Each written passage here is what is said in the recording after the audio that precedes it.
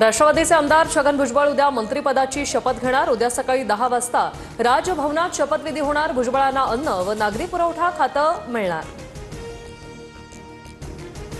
पंतप्रधान मोदींची नौदल प्रमुख त्रिपाठी यांच्यासोबत महत्त्वाची बैठक। नौदलाचे प्रमुख एडमिरल दिनेश त्रिपाठी आणि मोदींमध्ये 40 मिनिटे चर्चा।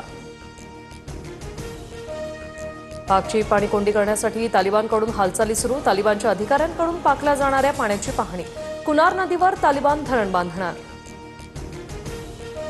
लष्कर-ए तोयबाच्या हेडक्वार्टरमध्ये ज्योती मल्होत्राचं प्रशिक्षण। ज्योती मल्होत्रा हाफिजशाह मुरीदकेमध्ये 14 दिवस होती। हिसार पोलिसांनी केलेल्या चौकशीत ज्योती मल्होत्राची कबुली।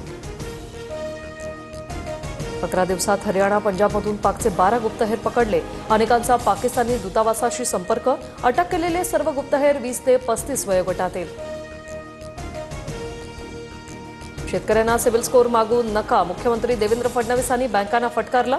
येथून पुढे जर बँकांनी सिबिल स्कोर मागितला तर कारवाई करणार। मुख्यमंत्र्यांचा बँकांना इशारा। जगभरातील निर्वासितांना सामावून घेण्यासाठी भारत धर्मशाळा नाही। तुमच्या देशात धोका असेल तर दुसऱ्या देशात जा। श्रीलंकन नागरिकांच्या याचिकेवर सुप्रीम कोर्टाची टिप्पणी।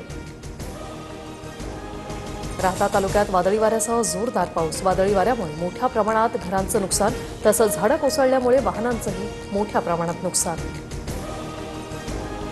पुण्यातील स्वारगेट, हडपसर, वाघोली परिसरात वादळी वाऱ्यासह जोरदार पाऊस। पावसामुळे वाघोली सर्वत्र पाणी साचल्याने चाकरमान्यांचे हाल।